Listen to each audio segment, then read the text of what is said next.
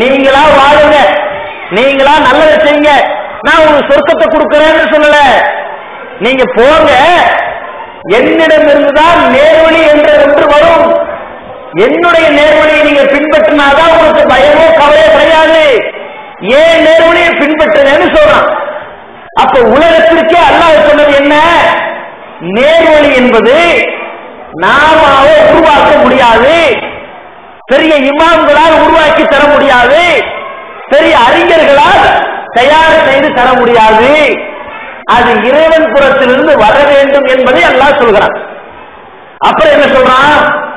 இந்த நேர்வழி என்று சொல்லப்படுகிற ஒவ்வொரு இறை கட்டளையும் அல்லாஹ் ரப்பல் ஆலமீன் சொல்லக்கூடியது ஏன்ட்ட இருந்துதான் வரும், வேற யார்கிட்ட வராது, அதை பின்பற்றுங்கன்னு சொல்லிட்டான். ஆதம் அலைஹிஸ்ஸலாம் அவர்களுக்கு அல்லாஹ் எதை சொன்னானோ அதைத்தான் முகமது நபி ஸல்லல்லாஹு அலைஹி வஸல்லம் அவர்களுக்கும் சொன்னான். இந்த உலகத்துல அல்லாஹ்வை அதிகம் பயப்படக்கூடிய நம்மை விட, கொஞ்சம் பயப்படக்கூடிய நம்மை விட, ஓரளவு பயப்படக்கூடிய சஹாபாக்களை விட அதிகம் பயப்படக்கூடிய பெருமானார் ஸல்லல்லாஹு அலைஹி வஸல்லம் அவர்களை பார்த்து அல்லாஹ் சொன்னான், இத்தபிஉ மா ஊஹிய இலைக்க மிர் ரப்பிக்க, முஹம்மதே உன் இறைவனிடமிருந்து உனக்கு எது வந்துச்சோ அதை மட்டும் பின்பற்றுங்க, அந்த இறை செய்தியை மட்டும் பின்பற்றுங்கன்னு சொல்லி அல்லாஹ் ரப்பல் ஆலமீன் முஹம்மது ஸல்லல்லாஹு அலைஹி வஸல்லம் அவர்களுக்கு கட்டளை போடுகிறான். இதை திருமறை குர்ஆன்ல சூரத்துல் அன்பால் என்று சொல்லப்படுகிற 8வது அத்தியாயத்தில் 66வது வசனத்துல பார்க்கிறோம். அப்ப அல்லாஹ்வுடைய கட்டளை என்னன்னு கேட்டா, முஹம்மதே உலகத்திற்கே தூதரா வந்திருக்கிறீங்க, அப்ப உலக மக்களுக்கே தூதர்னு உடனேயே நீங்க தான் இறை தூதர்னு சொன்ன உடனே உங்களுக்கு சொர்க்கம் நரகத்தை காட்டப்பட்டுச்சு அப்படிங்கிறது ஒண்ணு, உங்கள்கிட்ட நான் பேசிக்கிட்டு இருக்கிறேங்கிற ஒண்ணு, உங்களுக்கு சில அற்புதங்களை நான் வழங்கி இருக்கிறேன்னு சொன்ன உடனே நீங்க சொல்றதெல்லாம் மார்க்கம் ஆயிராது. என்னிடமிருந்து உன் இறைவனிடமிருந்து எது இறை செய்தியா வந்துச்சோ அதை மட்டும் நீங்க பின்பற்றுங்க என்று அல்லாஹ் ரப்பல் ஆலமீன் இந்த மார்க்கத்தை நமக்கு விளக்கி சொன்ன பெருமானார் அவர்களையே பார்த்து சொல்றான், உன் இறைவன்கிட்ட இருந்து வந்ததை மட்டும் பின்பற்றுங்கன்னு சொல்றான். விஷயம் புரிஞ்சா உங்களுக்கு? அப்ப எதை பின்பற்றணுமா நம்முடைய வாழ்க்கையா? அல்லாஹ்வால் பொருந்திக் கொள்ளப்பட்ட இந்த இஸ்லாம் என்றால் அது என்ன? இறை செய்திதான் இஸ்லாம். இஸ்லாம் என்பதற்கு யாராலும் உருவம் காட்ட முடியாது. இதுதான் இஸ்லாம், நான் சொல்வது இஸ்லாம் என்று இஸ்லாத்தை தன்னுடைய வாழ்க்கை நெறியாக யாரும் சொந்தம் கொண்டாட முடியாது. இறை செய்தி தான் இஸ்லாம் என்று சொல்ல வேண்டும். இதுதான் என்னுடைய கொள்கை. எது இறைவனிடமிருந்து அருளப்பட்டதோ அதுதான் இஸ்லாம். அப்ப நபிகள் நாயகத்தை பார்த்து அல்லாஹ் இதைத்தான் சொன்னான். இத நபிகள் நாயகத்தை மட்டும் பார்த்து சொன்னானா? இன்னொரு இடத்துல நம்மை பார்த்து சொல்கிறான், இத்தபியூ மா உன்சில இலைக்கும் மிர் ரப்பிக்கும், உங்கள் இறைவனிடமிருந்து உங்களுக்கு எது இறக்கப்பட்டுச்சோ அதை நீங்க பின்பற்றுங்க. யாரு?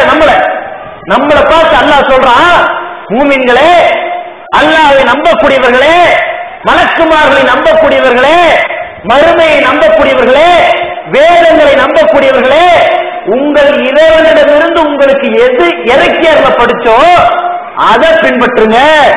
வலா தத்தபிஉ மின் தூனிஹி அவுலியா, அதை விட்டுட்டு வேற யாரையும் உற்ற தோழராக ஆக்கிக்காதீங்க. மார்க்கம்னு சொன்னா என்னிடமிருந்து எது இறக்கப்பட்டுச்சோ அதுதான் மார்க்கம். பின்பற்றதுன்னு சொன்னா நான் எதை இறக்கணும் அதை பின்பற்றுங்க. அதை விட்டுட்டு நீங்களாக ஒன்று இவர் சொன்னார், இதை அவர் சொன்னார், அவர் சொந்த கருத்தாக சொன்னார், அவர் பெரிய மகான் என்று அவர்களை பின்பற்றாதீர்கள்.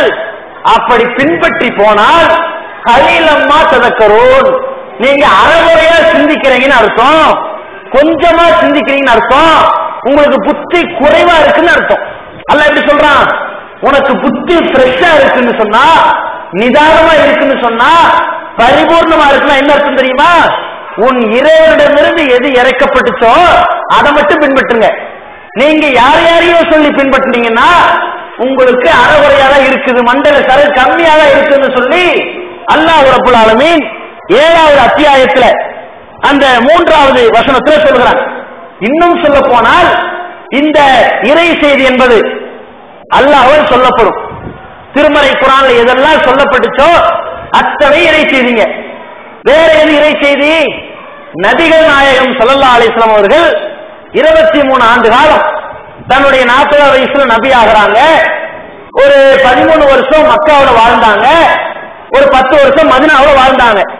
இந்த 23 வருஷத்துல நபிகள் நாயகம் ஸல்லல்லாஹு அலைஹி வஸல்லம் எதையெல்லாம் மார்க்கம்னு சொல்லி கொடுத்தாங்களோ அதெல்லாம் இறை செய்தி. எதை சும்மா தன்னுடைய கருத்தா சொன்னாங்களோ அது இறை செய்தி இல்ல. மார்க்கமா எதை சொன்னார்களோ அதை மட்டும் பின்பற்றணும். அப்ப நபிகள் நாயகம் ஸல்லல்லாஹு அலைஹி வஸல்லம் அவர்கள் 23 ஆண்டு காலம் மார்க்கம் என்று எதை சொன்னார்களோ அத்தனை இறை செய்தி. அந்த சுன்னத்துகள் அத்தனை நம்ம பின்பற்ற வேண்டிய கடமை இருக்குது. அப்ப நம்ம பின்பற்றுவதற்கு தகுதியான கட்டளை யாருக்குன்னு சொன்னா அல்லாஹ்வுடைய இறை செய்திக்கு, அந்த இறை செய்தியை சொன்ன அல்லாஹ்வுடைய தூதருக்கு. இந்த 2 பேரை கட்டுப்பட்டு தான் நம்ம வாழணும். 2 பேர் சொன்னதைத்தான் நம்ம செய்யணும். இந்த 2 சொன்னதைத்தான் நம்ம கடைபிடிக்கணும். அப்ப அல்லாஹ் ரப்பல் ஆலமீன் இறைவனுக்கு கட்டுப்பட்டு நடங்க, இறை தூதருக்கு கட்டுப்பட்டு நடங்கன்னு சொல்லி இந்த கட்டளையை மிக தெளிவாக சொல்றான். எந்த அளவுக்கு சொல்றான்னு சொன்னா 8வது அத்தியாயத்துல சூரத்துல் அன்பால் என்கிற சூறாவுல முதல் ஆயத்துல சொல்றான், அத்தியுல்லாஹ வ அத்தியுர் ரசூல இன் குன்தும் முஃமினீன்.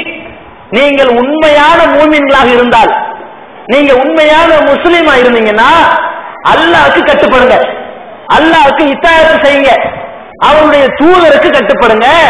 இந்த 2 பேருக்கு தான் கட்டுப்படணும்னு சொல்லி அல்லாஹ் சொல்லிட்டான். அப்ப இந்த மாதிரி தான் நீங்க கட்டுப்பட்டு ஆகணும்னு சொல்லி அல்லாஹ் ரப்பல் ஆலமீன் அந்த கடமை நமக்கு உணர்த்துறான்.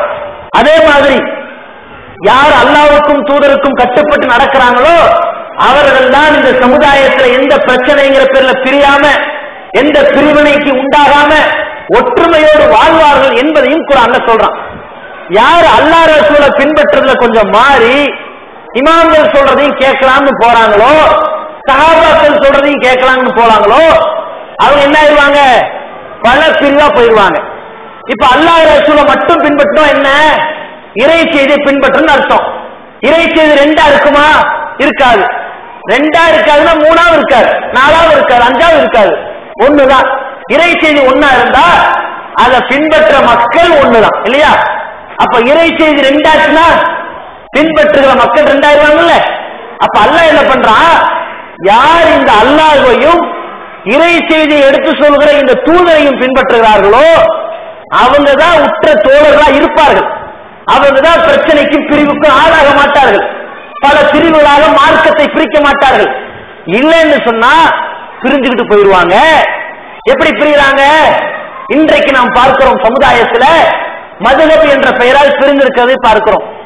ஒரு பள்ளிவாசல் இது ஷாஃபி பள்ளிவாசல், இன்னொரு பள்ளி ஹனஃபி பள்ளி. இஸ்லாம் தான், மார்க்கம் இஸ்லாம், தூதர் முஹம்மது ஒருத்தர், மார்க்கம் 1, வேதம் குர்ஆன் 1, வழிமுறை 2.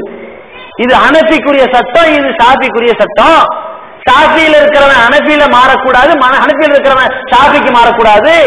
ஷாஃபியில் இருக்கிறவன் கல்யாணம் பண்ணும்போது ஹனஃபியை கல்யாணம் பண்ண வேண்டாம்.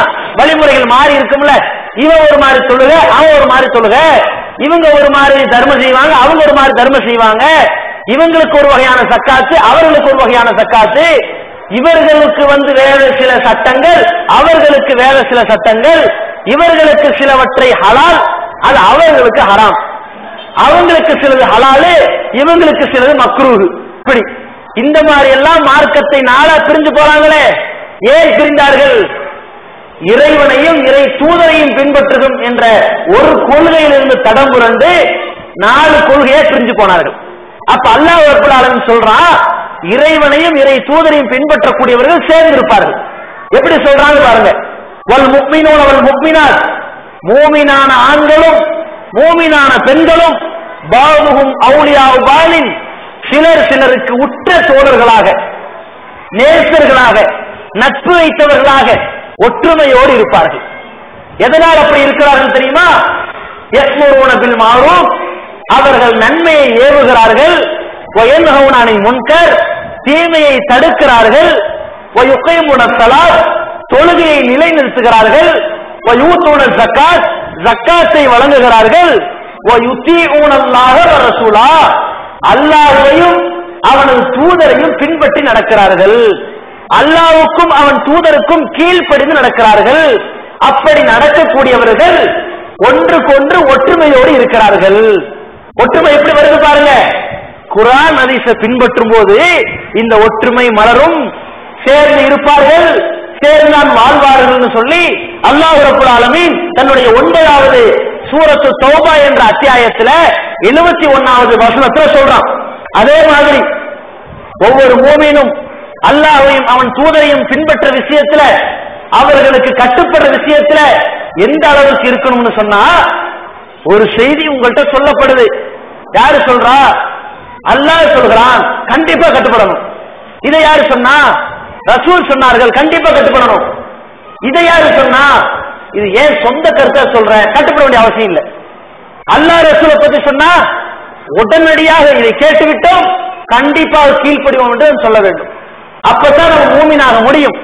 அல்லாஹ் ரசூல் விஷயத்துல இது நம்ம இத்தனை நாளா செய்யாத மாதிரி தெரியுது, இது புதுசா தெரியுது, இது நேற்று சொன்ன மாதிரி தெரியுது, இது இன்னைக்கு முளைச்ச காலான் மாதிரி தெரியுது அப்படின்னு பேசக்கூடாது. சொன்னது யார்? அல்லாஹ் ரசூலா? ரைட், கேட்டோம், கட்டுப்படுவோம்னு சொல்லணும். ஏன்னா அல்லாஹ் ரப்பல் ஆலமீன் மூமின்களை பற்றி சொல்லும் பொழுது இன்னமா கான கௌலல் முஃமினீன, மூமின்களுடைய சொல் எப்படி இருக்கும் தெரியுமா?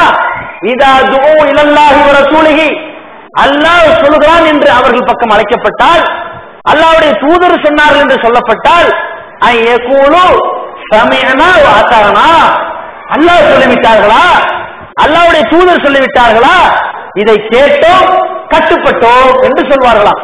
இப்படித்தான் மூமின்களுடைய பேச்சுக்கள், அவன் வாழ்க்கை நடைமுறைகள் இருக்க வேண்டும் என்று சொல்லி அல்லாஹ் ரப்பல் ஆலமீன் 24வது அத்தியாயத்துல, சூரத்து நூர் என்ற 24வது அத்தியாயத்துல 51வது ஆயத்துல சொல்கிறான்.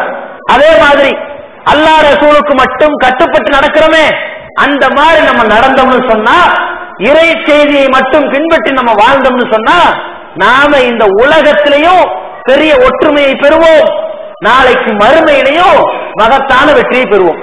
அல்லாஹ் ரப்பல் ஆலமீன் சூரத்துல் அஹ்ஸாப் என்று சொல்லப்படுகிற 33வது அத்தியாயம், சூரத்துல் ஹுஜராத் என்று சொல்லப்படுகிற 49வது அத்தியாயத்திலே சொல்கிறான், வமை யுத்தில்லாஹ வ ரசூலஹு, யார் அல்லாஹ்வுக்கும் அவன் தூதருக்கும் கீழ்ப்படிந்து நடக்கிறார்களோ, ஃபகது ஃபாஸ ஃபௌஸன் அலீமா, அவன் மகத்தான வெற்றி பெறுவான். சாதாரண ஜஸ்ட் பாஸ் இல்ல, மகத்தான வெற்றி, மாநிலத்தில் ஃபர்ஸ்ட் ஆளுங்கிற மாதிரி மகத்தான வெற்றி பெறுவான்னு சொல்லி அல்லாஹ் ரப்பல் ஆலமீன் தன்னுடைய திருமறை குர்ஆன்ல சொல்கிறான். மகத்தான வெற்றினா என்ன? இன்னொரு இடத்துல சொல்கிறான், வமை யுத்தில்லாஹ வ ரசூல, யார் அல்லாஹ்வுக்கும் அவன் தூதருக்கும் கீழ்ப்படிந்து நடந்தானோ, ஃபஉலாயிக மஅல்லதீன அன்அமல்லாஹு அலைஹிம் மினன் நபியீன வஸ்ஸித்தீகீன வஷ்ஷுஹதா வஸ்ஸாலிஹீன், இவர்கள் மறுமையில சொர்க்கத்துல எங்க இருப்பாங்க தெரியுமா? நபிமார்களோடு இருப்பார்கள். எந்த நபிக்கு கீழ்ப்படிந்து வாழ்ந்தார்களோ அந்த நபியோடு இருப்பார்கள். வஸ்ஸித்தீகீன், இந்த மார்க்கத்தை உண்மைப்படுத்தி பேசினார்களே அந்த உண்மையாளர்களோடு, உத்தமர்களோடு இருப்பார்கள். வஷ்ஷுஹதா, இந்த மார்க்கத்திற்காக ரத்தம் சிந்தினார்களே அந்த உயிர் தியாகிகளோடு இருப்பார்கள். வஸ்ஸாலிஹீன், இந்த மார்க்கத்தின் அடிப்படையில் நடந்தார்களே அந்த நல்ல அடியார்களோடு இருப்பார்கள். சொர்க்கத்துல நம்ம தனியா இருக்க மாட்டோமா? யார் கூட இருக்க போறோம்?